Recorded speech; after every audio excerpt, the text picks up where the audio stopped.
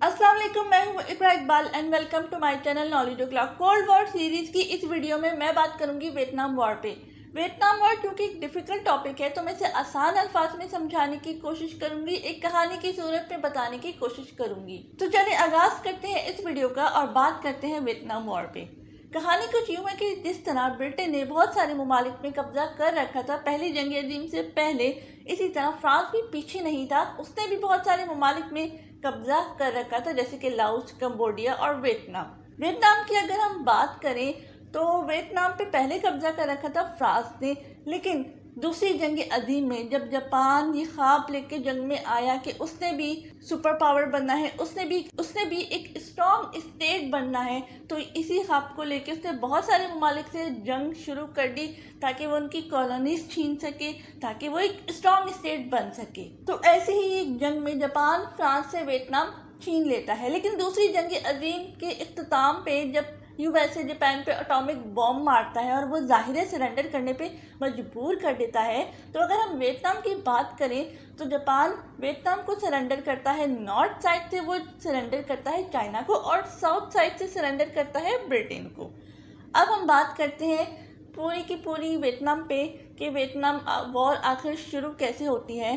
तो जापान ने जो वियतनाम सरेंडर किया होता है नॉर्थ साइड से चाइना को, तो चाइना तो अच्छे बच्चों की तरह वो वाला एरिया उन लोगों के हवाले कर देता है, लेकिन ब्रिटेन हमेशा की तरह चालाकी करता है और वो वाला एरिया यानी साउथ वियतनाम वापस फ्रांस को दे देता है। एक अच्छी दोस्ती निभाता है और वही एरिया फ्रांस को देता है कि जापान ने आपसे छीना था तो चले आप वापस ले लें। अब वियतनाम वॉर शुरू कैसे होती है? वियतनाम वॉर शुरू ऐसे होती है कि फ्रांस के कब्जे में साउथ वियतनाम तो चला जाता है, लेकिन अब वो सोचता है कि क्यों ना मैं नॉर्थ वियतनाम पे भी अटैक करके इसे भी अपने कब्जे में कर लूं और पहले की तरह पूरे वियतनाम पे खुद ही काबिज हो जाऊं। इसी सोच के साथ फ्रांस नॉर्थ वियतनाम पे अटैक कर देता है। हो ची मिन्ह होते हैं जो वियतनाम में, उनका ये ख्वाब होता है कि ना तो उन्होंने जापान की गुलामी करनी है, ना तो अब वो फ्रांस की गुलामी करेंगे, और इसी सोच के साथ वो बहुत ही महारत के साथ जंग लड़ते हैं फ्रांस से और फ्रांस को शिकस्त दे देते हैं और उसे भाग जाने पे मजबूर करते हैं।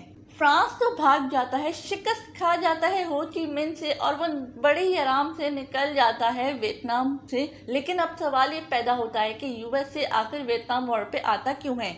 उस दौर में यूएसए डोमिनो थ्योरी पे काफ़ी बिलीव करता था। वो कहता था कि अगर एक स्टेट कम्युनिज्म का शिकार हो गई तो हम बाकी स्टेट्स को कम्युनिज्म का शिकार होने से रोक नहीं सकते।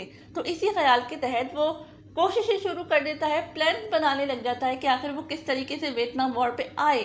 तो फाइनली उसे एक आइडिया मिल जाता है और वो आइडिया होता है गल्फ ऑफ टॉनकिन। यूएसए कहता है कि गल्फ ऑफ टॉनकिन में नॉर्थ वियतनाम के लोगों ने उसके शिप्स उड़ा दी हैं और इसी बहाने को लेके वो गल्फ ऑफ टॉनकिन के नाम से रेजोल्यूशन पास करवाता है और फाइनली एंटर हो जाता है वियतनाम वॉर पे। क्योंकि यूएसए काफ़ी स्ट्रांग होता है, उसके पास जदीद हथियार होते हैं, तो वो इस जंग में इतने बम्स गिराता है कि इतने बम्स पूरे दूसरे जंग अज़ीम में नहीं गिरे होंगे। यूएसए बेशक बड़े बम्स गिराता है, बहुत स्ट्रांग होता है, लेकिन नॉर्थ वियतनाम के लोग भी कम नहीं होते, उन्हें भी काफ़ी तजर्बा होता है जंगे लड़ने का और दुश्मन को शिकस्त देने का। तो नॉर्थ वियतनाम के लोग क्या करते हैं? नॉर्थ वियतनाम के लोग ये करते हैं कि वो ट्रेंच बना लेते हैं इन बम से बचने के लिए। ट्रेंच से निकलते हैं, दुश्मन को मारते हैं और वापस ट्रेंच में जाके पनाह ले लेते हैं। इस जंग में एक टर्निंग पॉइंट ये आता है कि नॉर्थ वियतनाम के लोग सरप्राइज अटैक कर देते हैं। पूरे 100 से ज़्यादा शहरों में ये अटैक किया जाता है और ये अटैक टर्निंग पॉइंट साबित होता है। अगर कि इससे यूएसए को ज़्यादा नुकसान नहीं होता, क्योंकि जाहिर है वो एक स्ट्रॉन्ग स्टेट होता है और उसके पास जदीद हथियार होते हैं, लेकिन फिर भी यूएसए हिल के रह जाता है इस इंसिडेंट से। और इस इंसिडेंट का नाम है टेट ऑफेंसिव, जिसमें नॉर्थ वियतनाम के लोग सरप्राइज अटैक करते हैं और हिलाने की कोशिश करते हैं यूएसए को। टेट ऑफेंसिव कुछ इस वजह से भी टर्निंग पॉइंट साबित होता है क्योंकि उस दौर में मीडिया आ चुका होता है और इसको मीडिया कवरेज मिल रही होती है और ये खबर जाती है जब यूएसए में, तो यूएसए के लोग यूएसए से पूछते हैं, यानी यूएसए की गवर्नमेंट से पूछते हैं कि भाई आप तो कहते थे कि वियतनाम एक छोटा सा मुल्क है, हमसे जल्दी से हरा देंगे, लेकिन ऐसा तो कुछ भी नहीं है, वो एक खतरनाक अटैक करने की पूरी सलाहियत रखते हैं।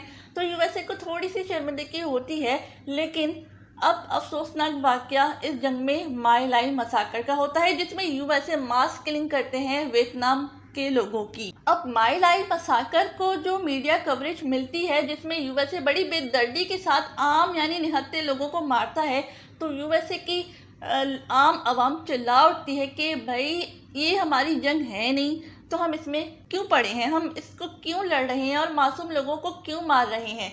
तो यूएसए को अब पब्लिक सपोर्ट ख़त्म हो जाती है यूएसए की इस जंग में, और यूएसए इस जंग से निकलने का इरादा कर लेता है। यूएसए में होते हैं इलेक्शन, और रिचर्ड निक्सन इसी वादे के साथ इलेक्ट होते हैं कि वो अमेरिका को वियतनाम वॉर से निकाल देंगे। ठीक इसी वादे के तहत 1973 में रिचर्ड निक्सन यूएसए फोर्सेस को वियतनाम वॉर से निकाल देते हैं और नॉर्थ वियतनाम साउथ वियतनाम पे अटैक करके पूरे वियतनाम को यूनिफाई कर देता है, और एंड में साइन हो जाता है पेरिस पीस अकॉर्ड, जिसमें पूरा वियतनाम यूनिफाई होता है और यूं एक खतरनाक जंग वियतनाम जंग ख़त्म हो जाती है। तो होप सो ये एक डिफ़िकल्ट सा टॉपिक समझ आया होगा। मैंने इस वॉर को कहानी के अंदाज में समझाने की कोशिश की है। आई विश सबको समझ आ गया हो। अगर वीडियो अच्छी लगी है तो उसे लाइक, शेयर और सब्सक्राइब ज़रूर कर दीजिए, और मुझे इजाज़त दीजिए। मैं फिर हाजिर होंगी एक नई वीडियो के साथ। तब तक के लिए अल्लाह हाफिज़।